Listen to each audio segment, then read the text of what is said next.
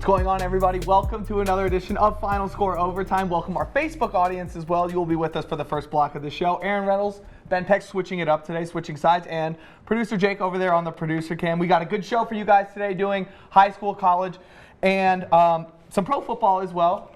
What were you guys most excited to see last week? What was I most excited for last week?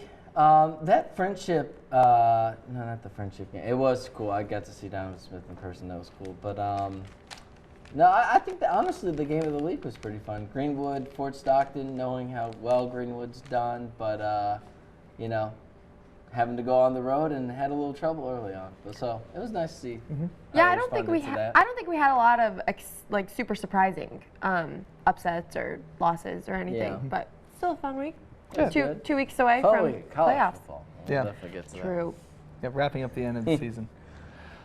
First game we're going to look at for preview for next week is going to be Midland Lee taking on Midland High. Tall City Classic. Yeah. Tall City Classic? Yes. Okay. I think Lee has obviously shown that they're the dominant team in Midland so far this season. Midland High just with one win so far this year. But I think with rivalry games, you know, there's already an edge of excitement. I think that'll give the Bulldogs a little bit more motivation against the Rebels. Talked to Coach Hartman and Anna Scavich yesterday, and there's something different between, you know, like the two Midland rivalries and the two Odessa rivalries, and then like Midland Lee and Permian. The difference is that you're battling like for your town. You know, you see these people everywhere, so it splits families down the middle. I think it'll be exciting. Yeah, those are the games that really have bragging rights. Yeah, exactly, and that's what is great about rivalry games. You can throw out a record book. I mean, like literally, because there's so much going on there. These kids played youth football together. They played in middle school together, and now they get to see each other on the field.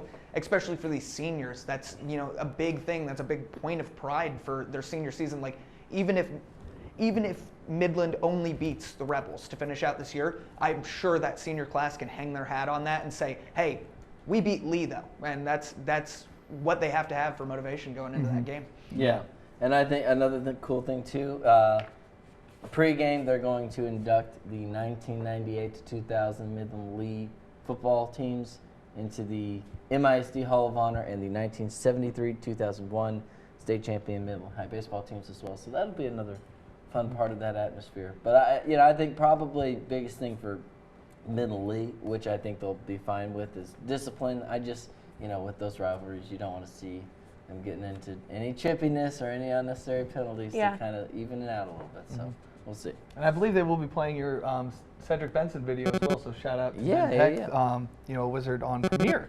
So let's go to our next game. I think this is going to be a very good game. I don't know about you guys. Friendship and Permian. This is my favorite matchup of the week. This looks like it'll be a lot of fun. Permian is on a hot streak, and I mean Friendship has looked like the second best team in the district so far this year until Permian kind of went on this streak. This is the battle for second place in the district, and I mean Permian needs to win this game if they want to take the title from Lee. So I think they're going to be fired up, and you know Friendship's going to be fired up. Donovan Smith, he's great. Last week, 16-17, 260, and 3 touchdowns against Odessa High. I mean, and they have so many weapons out there. Drew Hellcutt, 6 catches, 92 yards. Baymouth, their running back, he had 166 and 3 touchdowns on only 9 carries last week. So this is going to be explosive, and it's going to be fun. Yeah, I think one thing that Permian has that Friendship hasn't really shown a lot this season is Permian's defense has really stepped up in the last few weeks as opposed to Friendship's. Tigers still let the other team score quite a bit. And maybe not as much of a dynamic offense for Permian as Friendship has, but I think they've really started to come together these last couple weeks too.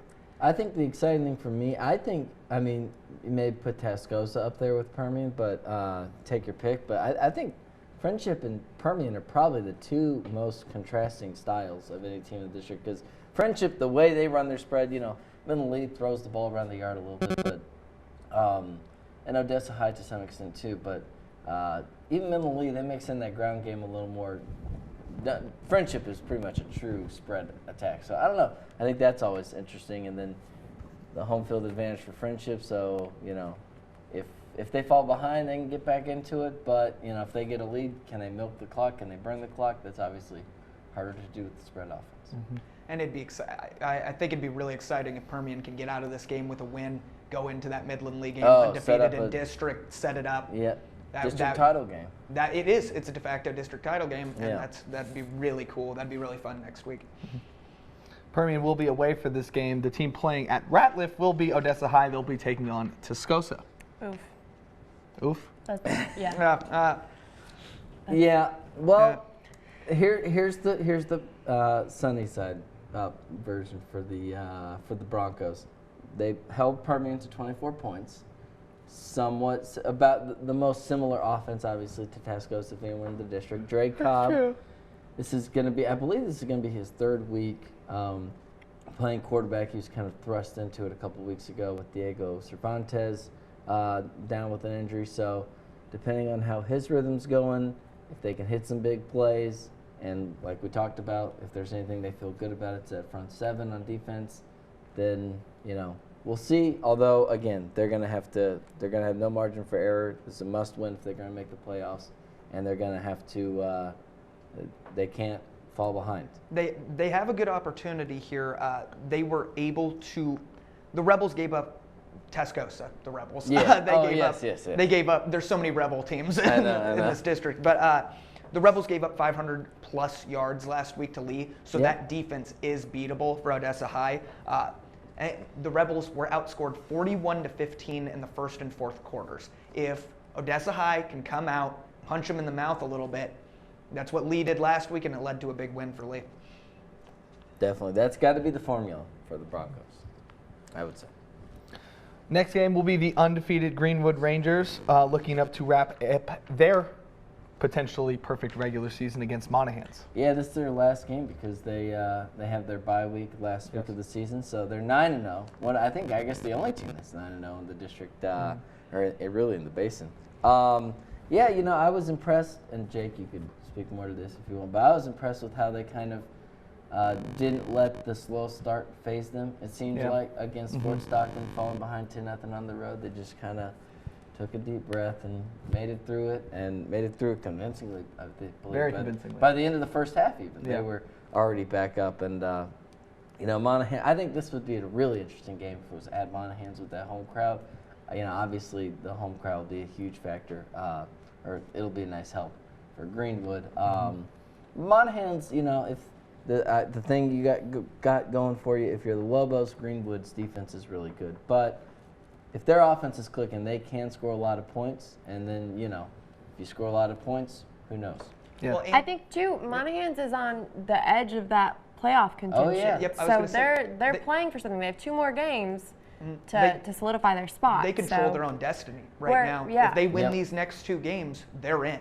But if they lose this game, it kind of gives the power to, I think, Sweetwater. I'd have to look at the district standings real quick. Pecos. Maybe Snyder. It's Snyder. Pecos is second right now. Yeah. Oh, I know. And so, if they want to guarantee themselves a playoff spot, they have to win this game, and they have to beat Sweetwater next week. Otherwise, it's not in their hands. It's not in their hands. For me, the keys of the game for Monahans will be, can they score? They did a decent job running the ball against Fort Stockton when I watched them play, because I really don't know how Monahans is going to stop the attack from Greenwood. I think they're going to have to probably outscore Greenwood as much as they're going to have to try to. We've all seen how hard that can be. Greenwood putting up 50 points almost every single week. Oh, I know. It's a really good team. Good luck to Monahans. Another game, another good quarterback battle actually will be Lakeview and Andrews. I know, Jake, you're going to be excited for this one. The reason I put this on here is because I wanted to talk about these quarterbacks. If you like Big 12 football, this will be the game for you, because there is going to be a lot of points in this game. I am promising you that. Brett Leach, stat check, real quick. 2,500 yards, 30 touchdowns, 4 interceptions. Marquise Lawrence, 51 receptions, 808, and 14 touchdowns. They had 250 yards on the ground last week from 7 different ball carriers. Not all of them had 250, but combined. So they have a great ground attack. The problem with San Angelo is they started the season hot. They've dropped 5 straight, losing by an average of 22 points. Albert Rodriguez has been a bright spot for them. Yes. He's been able to at least create some things and keep them involved in games, and I expect to see him throw the ball a lot. This is going to be a high-scoring game. I don't know, but I I don't know. It's going to be interesting to watch. It's going to be interesting to see how these quarterbacks kind of duel with each other, up and down the field through the game. Yeah, I would say, obviously not following Lakeview as closely, I would say they're definitely a lot further up than they usually are this year. And, also, I got to give a shout out Andrew Special, our play of the week last week. With, Seminole just beat Lakeview last week, though, too. So it's important to keep that in mind. Yeah. Anyone for Greenwood, I'm sorry for saying a play of the week was going to be the play of the week, and it wasn't. I know. It was in contention. You tried. It was in contention. Our play of the week, I hope it is. Yeah. All right, guys, now time to tease our game of the week this week, the game that I will be covering, Van Horn traveling down to Wink. Yes. Okay, so Van Horn, 4-4 this year. Aaron, you saw them last week. A lot better than they have been, I believe, last year, maybe the year before. And Brian Gibson, the coach for Wink, former head coach at Van Horn, came over from Van Horn, I believe 3 years ago when he took the head coaching job. Wink, a team that we were, I don't want to say we were hyping them up at the beginning of the year, but this is a team that was very good last year, had, I believe, 18 returning starters. Kind of got off to a slow start. They were playing some bigger schools, such as Life is a 2A D2 team in West Texas. You kind of have to just for geographical reasons. And they got off to, again, bumpy start, but they've won 4 straight, 5-3. This could decide the district title. This game, Van Horn, it looks like they're a pretty much run-exclusive team. They're averaging 240 yards on the ground, 88 through the air. So. Yeah, I was going to say, I don't know a whole lot about Van Horn because last year no one in this district had any problem beating them. I think what's interesting about our game of the week, though, last year there's 4 teams in this district: Ira Ann, Wink, McCamey, and then Van Horn. And then McCamey and Ira Ann were the 2 teams playing for the district title last season. Wink and Van Horn weren't even a thought. So I think it's funny now. We started off district play last week. Both of them are the teams that get the wins to start things off. So it'll be fun. And Wink, they got that good offense with Nicholas Gray running the show and a good running attack as well. So we'll see. Well, I'll make sure to keep my head on a swivel during the sidelines of this game for the game of the week next week. Coming up, I want to say bye to our Facebook Live fans. Make sure to tune into yourbasin.com to watch the full show in its entirety. Coming up next will be some college football preview as well as a huge ruling coming down from the NCAA. We'll talk about all of that and more coming up.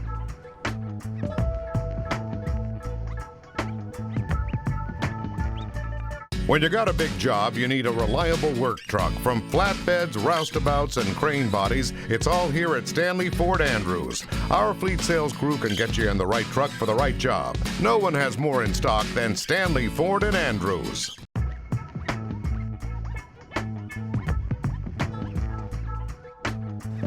Welcome back to Final Score Overtime. Time now to go from Friday nights to Saturday games. But before we do that, let's start with our Thursday game, West Virginia at Baylor this week. Yeah, and Baylor favored by about 17.5, 18 points, which I don't know. West Virginia, to be fair, they're kind of a tricky team to figure out.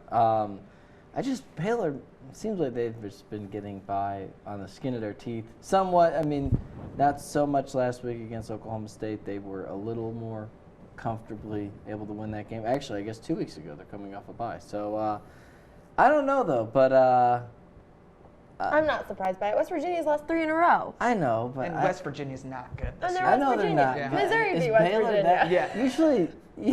Usually, like, you're talking 18-point favorite, you're talking about a clear mismatch. And, Baylor's the better team. I don't know if they're that much. Yeah, we'll figure it out later in the year. Yeah.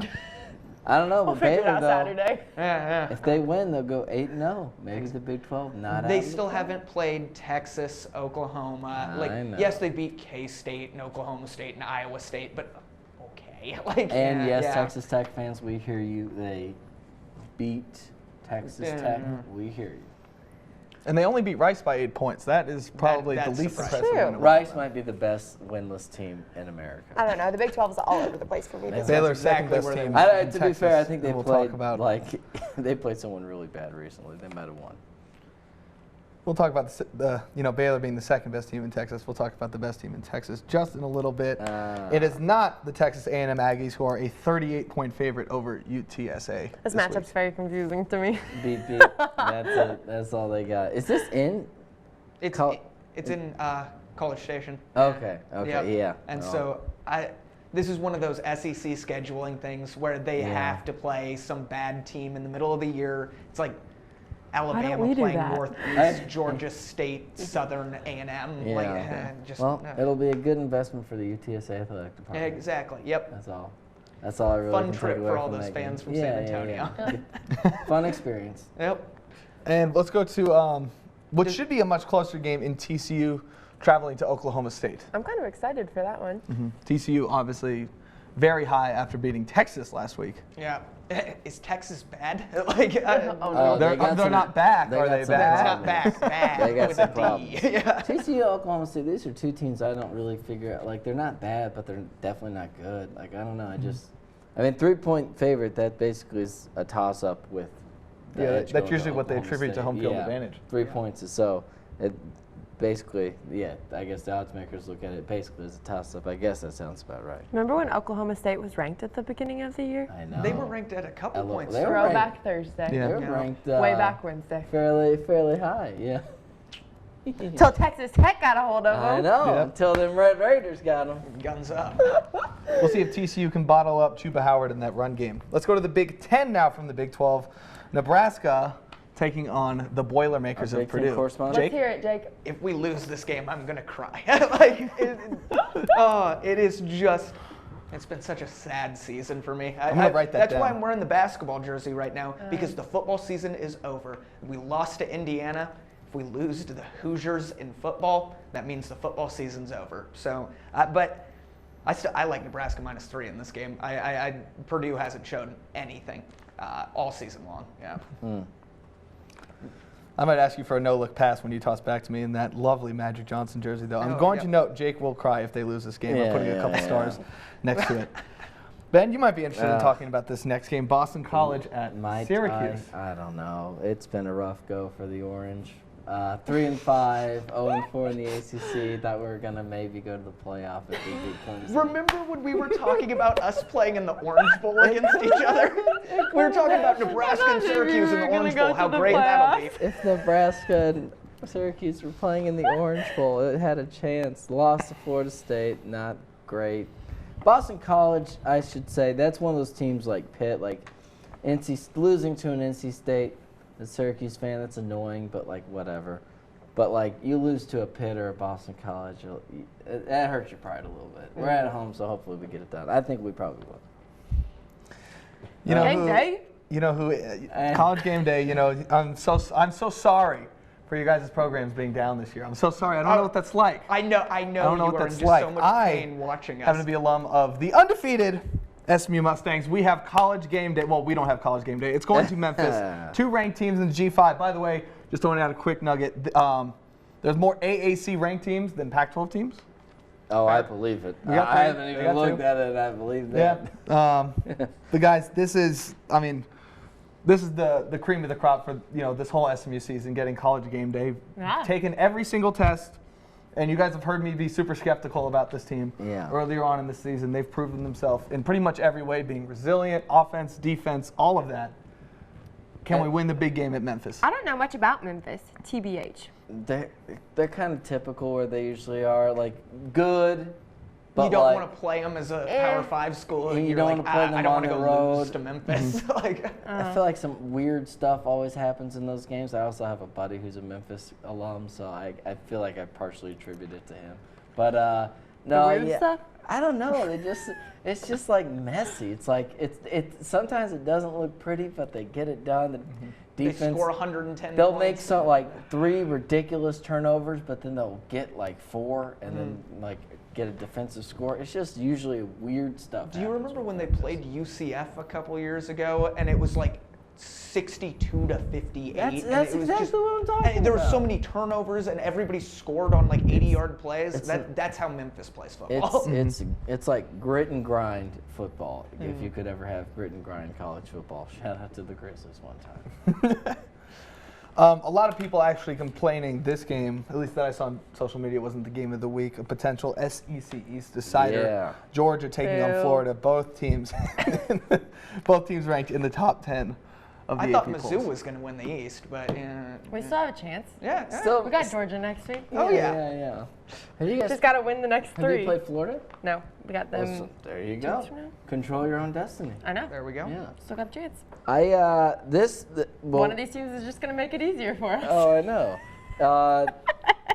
It is an interesting note about this game is I could imagine we were talking about basically if the winner of this game goes on to run the table, win the SEC championship, Alabama or LSU get into the championship undefeated, and the other one only loses that game, and then the winner of the East wins the SEC championship.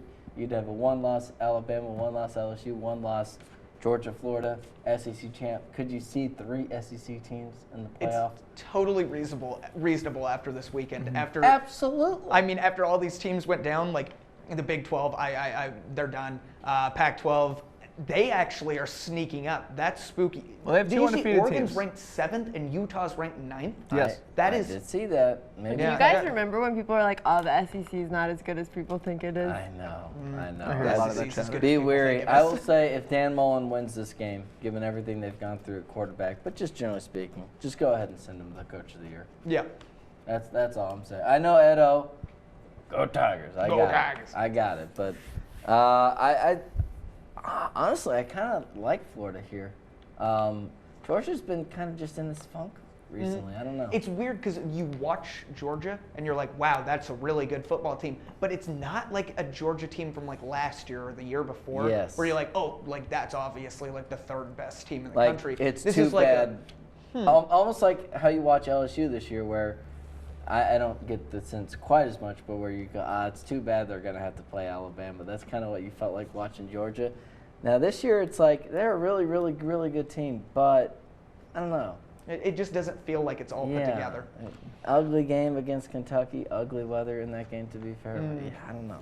Yeah, these are both 1-loss teams, and the winner of this game could easily go to the Southeastern Conference Championship. I think it would have to be Georgia for your hypothetical situation of 3 teams getting in. I don't see Florida beating the team coming out of the West. Oh, they'd have to win the game. So I'd be surprised if Florida did it. But yeah, I think just on a resume standpoint, you can make the argument. Sure. Well, coming up, we're going to be talking about some of these undefeated teams in college football, as well as this massive ruling that came down yesterday from the NCAA allowing athletes to be compensated. Here are our thoughts after the break.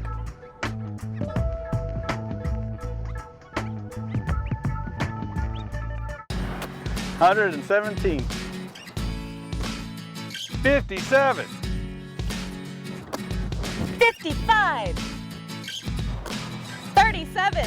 What do all these people have in common? It's the number of miles they were willing to travel to get the right vehicle at the best price. And of course, we all have a number, but how far would you drive for a great deal? It may be shorter than you think. Come visit us at Stanley Ford Andrews. So, what's your number?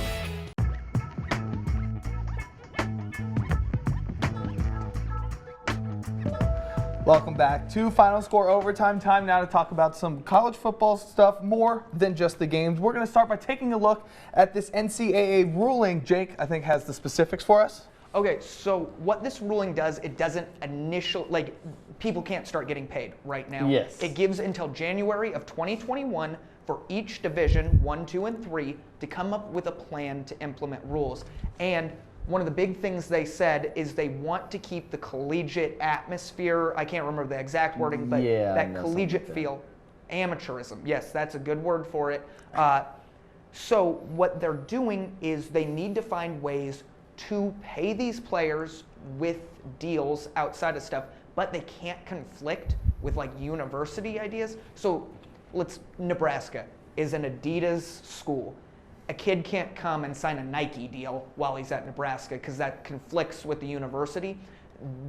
Each division of football or basketball will have to take their own time, take their own steps, and figure out how they can pay these players without crossing any of those boundaries and taking away from, a school sponsorship like Nebraska and Pepsi. Like this kid can't go sell Coke products on the side. So, you got to figure it out somehow. Yeah. And I'm hoping that they do figure this out, because this is kind of the plan that I always had in my mind for this to work, because you can't individually pay players like a salary out of what they take from ticket sales or something like that. That just gets too messy. And then you look at teams like Georgia Southern, and there's 80 people in their stands at football games. How are they going to pay these kids? Yeah. It just creates a bigger disparity in college football. Yes. With this, it gives kids the ability to just sell their likeness. So anyone, a kid from Auburn can go to a car dealership in Auburn and sell his likeness. A kid from wherever can do that. I think this is the only logical step the NCAA could have made, because paying players a salary, that was never going to work. Well, so the whole point is so that the universities or the NCAA, they're not paying the players. Exactly. I just think everyone needs to understand that. Yeah. Yes. It's as if they were doing a commercial or something like that. Yeah. My question about what you said, school sponsorship type stuff, how will they prevent this becoming a bidding war from, Jordan schools like Oklahoma and Michigan, or Nike schools like Oregon and SC, Nike from bidding for these kids essentially. Yes. Getting it under the deal table and saying, okay, now you got to go find a Nike college to go play. And then you can just throw it on the rug and say, oh yeah, he did a commercial for us, and we gave him $500,000. I really think that that's going to be the biggest hurdle for the NCAA to figure out, because they do need to establish a way to keep this from becoming bidding wars. That's the part of college athletics that's fun, is there isn't that price tag on stuff like that. It's going to be tough, and that's why they gave them a full 2 years almost to do it. So I don't know. Hopefully they can give us a plan that's at least a framework for it, and then from there build on that and kind of establish a firm guideline. They should. If I'm the NCAA, I want my divisions to release a framework plan by the end of the summer.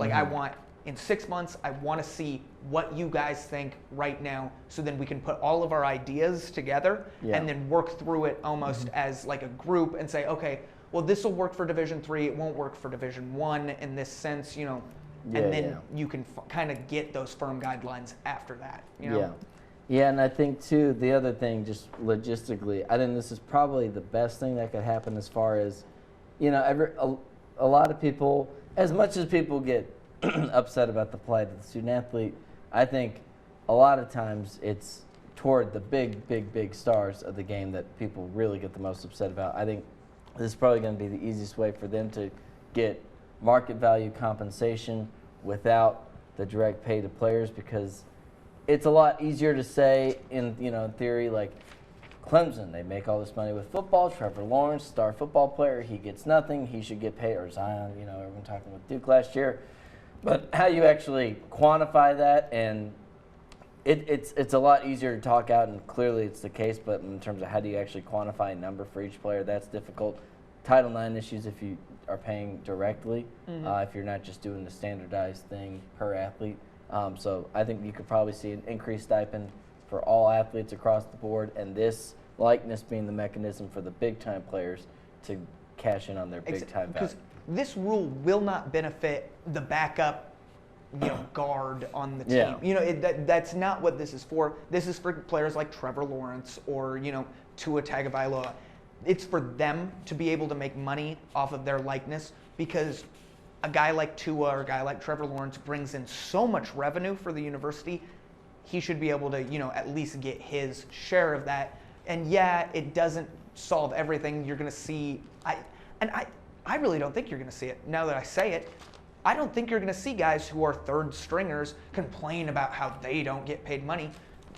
They have to look at it and say, I'm not good enough to market myself right now. I mean, and that's what it is.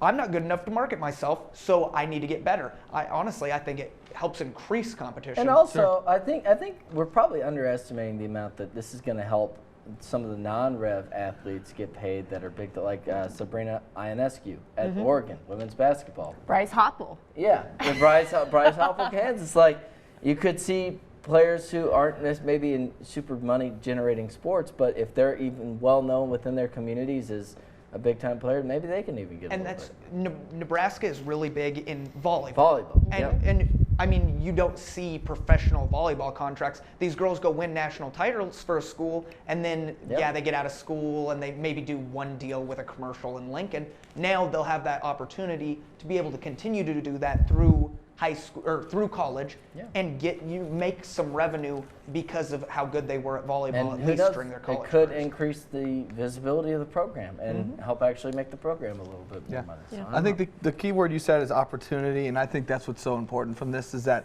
they now have the opportunity to do this, when before the giant iron cloud of the NCAA was over their head saying, no, you can't do this. We will not allow you to profit off your likeness. You are amateurs, and that's the way it'll stay. So props to them for being progressive and moving, forward into, now 2019 going into 2020, allowing athletes to potentially, and giving them, like I said, the opportunity to make money off of themselves. The biggest thing that comes out of this whole thing, though, is the return, possibly, of the NCAA video game.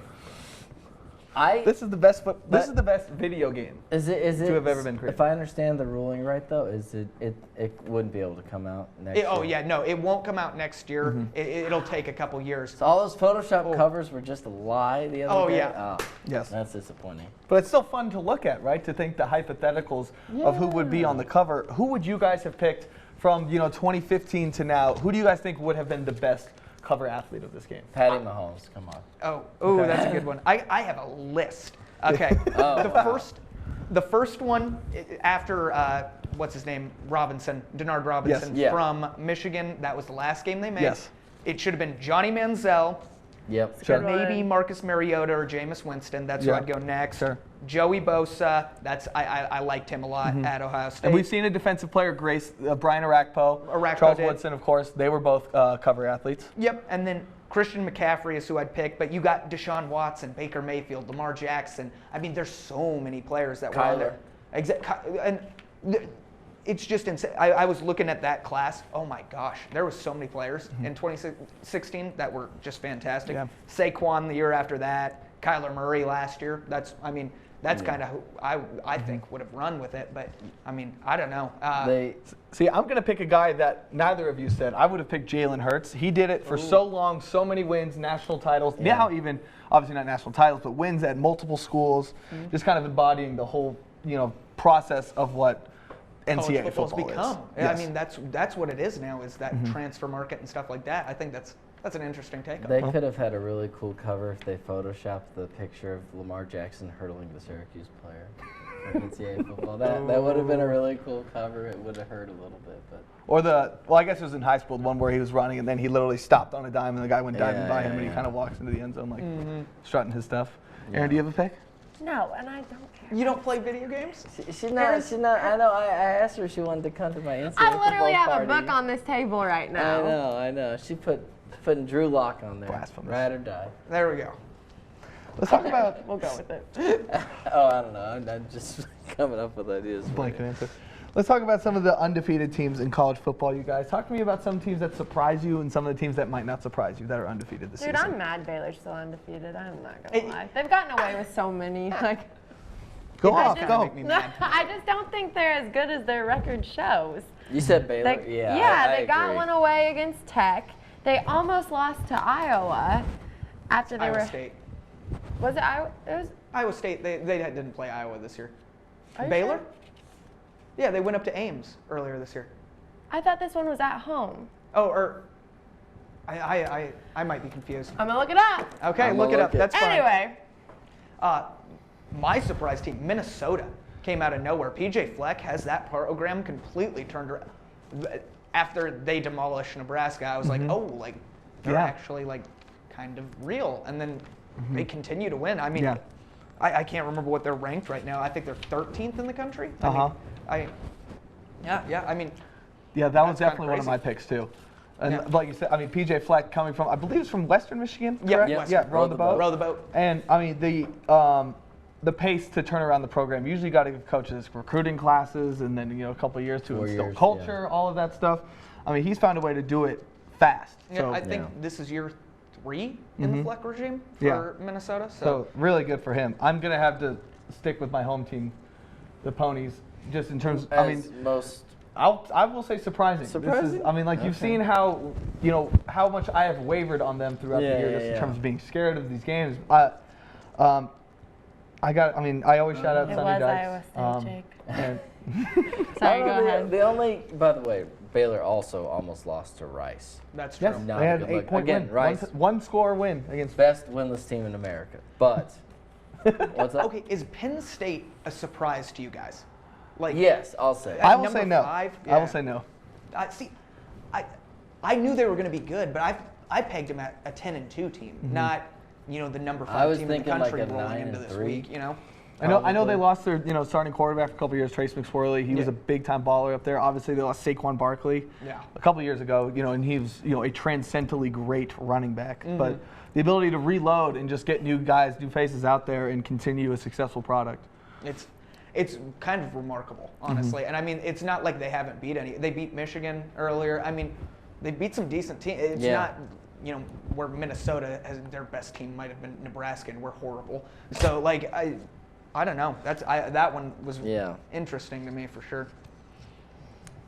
I was getting annoyed by when Trace McSorley would do there was a blown coverage, defender fell down on the play, and he got a 70-yard touchdown. Then he does his little home run celebrate. I'm like, dude tripped, man. Come on. Oh, God. Been shouting out coaches. Shout out James Franklin as well. Yes. How about it probably doesn't surprise you guys that Clemson is undefeated just because of the strength of their schedule. Yeah. And, Honestly, I'm surprised the low by play. the Clemson has not been as crisp as they are. Yeah, that game against North Carolina really threw me off for Clemson. I don't know how good they are. And there's a reason they've fallen to, number 4 in the rankings think now? so, They started yeah. the season at 1, and they've just, they've won every week, and they just keep sliding down It's the all rankings. about strength of schedule and margin of victory. I know. Team, I won't say it would surprise me that they're undefeated. It might surprise me about how much they're kicking teams down. Is the LSU Tigers. Oh, yeah. And it starts with Joe Burrow in that offense. It's, we always see them churn out guys, first-round picks, NFL talent on the defensive side of the ball. Now they got a quarterback who can throw the ball downfield to these athletic receivers. They have a run game as well that's no joke. Coach O got them firing on all cylinders. I think this would if we were in the BCS system, we would definitely be in for a repeat of 2000, whatever year that Yeah. was. Yeah. The LSU 9-6 game and then the 21-0 victory. Yeah, from I think Alabama. we would definitely be lined up for that. So. I just wanted to bring up real quick. Okay, so Chase Young had a great weekend this week. Defensive end, Ohio State. He is an absolute. 4 freak. sacks, correct? Yeah, 4 sacks. I don't know what Ohio State puts in their water. Joey, Nick, and now Chase Young. Does he have a shot at a Heisman? At least being a finalist for the Heisman this year. Do you think he could get invited to New York? 5 forced fumbles he's got 4 games left. 5 forced fumbles, 13.5 sacks. And I believe the last defensive guy to get invited to New York, was it Ndamukong It was Suh? an Ndamukong Suh, I believe. Did they? Did Tyrann Mathieu get invited to New York? Did Tyrann? He might have. And he obviously did a little bit more than just defense, special teams, returning balls or touchdowns and stuff like that. Was Jabril Peppers invited? I think he As doing sort of everything? I don't think he was invited. And see, can we even say he was a defensive player? Because John Harbaugh was forcing, Jim Harbaugh, was forcing getting him the ball, putting him in wildcat, goal line, put him in at running back for the 1-yard touchdown. Let's get his numbers up. I don't think that counts as a pure defensive player. If you return kicks and you line up on offense more than as a joke, as the fullback for a play or something, you're not a pure defensive player. You lose the pure defensive player. You kind of lose that. Some of that luster, sure. Yeah. I would say he definitely has a chance of getting invited to New York. Oh, yeah. There's some quarterbacks who played very well this year, and running back out of Wisconsin, Jonathan Taylor, yeah. Yeah, he might get a New York fighting well, but now that Oklahoma lost, let's see how Jalen finishes out the season. Tua is hurt now. Let's see, how many weeks it'll take for him to get back. So I think there's very much a legitimate chance for him to go to New York. I could see that. I think Burrow probably still has the edge right Yeah, well, he's got. Burrow is light years ahead of everyone. Yeah, I would agree with that as well. Well, that'll wrap up our college block. Coming up, we'll talk about some of these NFL games coming up next week.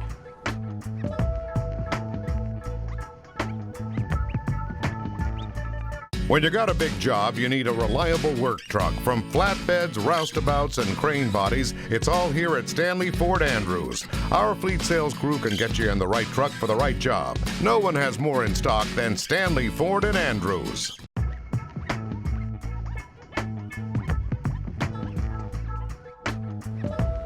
Welcome to the NFL block of Final Score Overtime, guys. We're going to start with a game out of the AFC South. Houston in Jacksonville. This game will be overseas, though.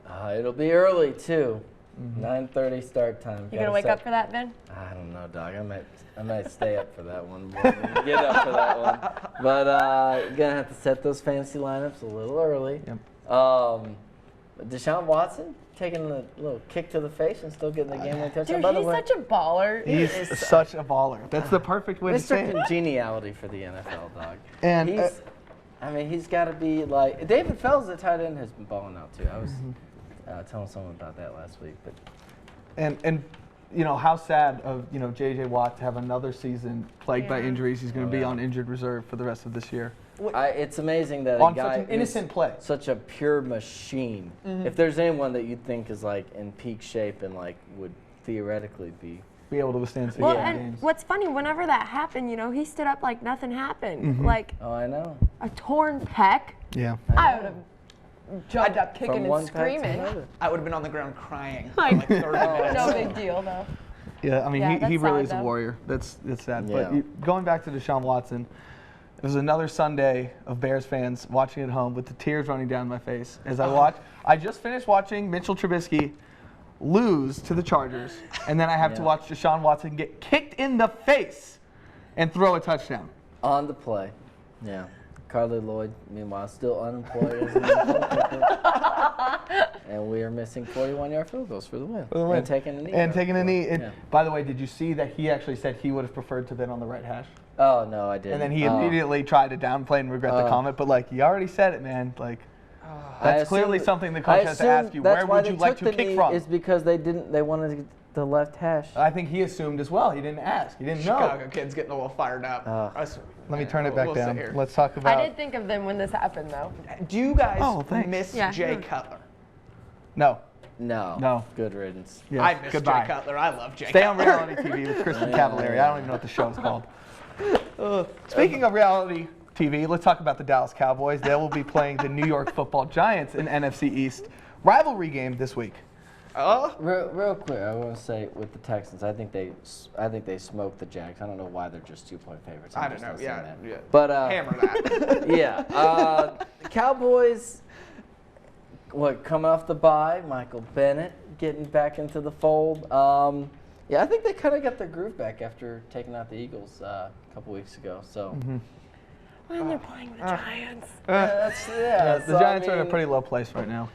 Daniel the Jones Giants- kind of plateauing from all the excitement that he got early. But I thought the Cowboys were going to run away with the NFC East, and they've proven that might not They're happen. not running away with them. The No Cowboys one were is. back for the first 3 weeks of the season. Yeah, well, when they played who? Like They the Dolphins, the disappeared for a Redskins, while, They and didn't I play don't know. anybody. And they beat a bye Yeah. week. Like I guess that was their 3 wins basically. Yeah. And then all of a sudden they got some tough competition and saw some adversity. It was like, uh-oh. The Texas team's for the win this weekend, though. They already played Both the Giants 2-0? earlier Yeah. this year, right? And they beat them? Yeah. I believe so. 35-17, week 1. Week 1. Yes, that was the. Excuse me, I just called the Giants Double the bye up. week win. Double up. If I'm Dak, I'm taking this week off negotiations. I'm balling out against the Giants, and I'm going to Jerry Jones' office on Monday before you take on the Vikings. Yeah. Don't go negotiate after you play the Vikings. I mean, you got the Vikings coming up, at the Patriots, at the Bears, the Rams, at the Eagles later. Play this game against the Giants and go get that contract, Dak. Exactly. Finish it up. You got to wrap it up Yeah. before we get into some real games. You made your case. I want to talk now about this MVP race. There's a lot of names that you guys can throw out. Who do you guys think, if the season ended today, would take home the crown? The MVP? Y'all, I'm going to pick Pat Mahomes all day, every day, and this man hasn't even played the last 2 games. I'm Would a you still Packers say fan that though, as even well. after, because the Chiefs had a very impressive show out against the Packers? Matt Moore looked good. Yes. Yeah. My roommate. So does that downplay his chances of winning at all? No. No. No. Because I think they're that much better with him. Okay. I think I kind of like McCaffrey or Russell Wilson, probably Russell Wilson, as if you're just looking for a guy who's just carry this team. I know that was the case with Russell Wilson last year, but Aaron Rodgers, he's playing well too. But it just is sheer what would the Seahawks record be if they didn't have? Sure. Oh, I don't know if they've won 2 games without Russell. They'd be Wilson like 2-5, yeah. Jake, who do you have? I have Rodgers. I'm a Packers fan, so I mean, Rodgers, it's easy. It pains me to say this, and Makes it if my easy, father Rodgers. is watching at home, Carl, I'm sorry. Nope. Aaron Rodgers is the best player in football still. I don't know how long it's been. Did He you still lose a is. Huh? Did you lose a bet to say that? No, I lost. This is my Him and pure Jake got into a objective tussle. opinion.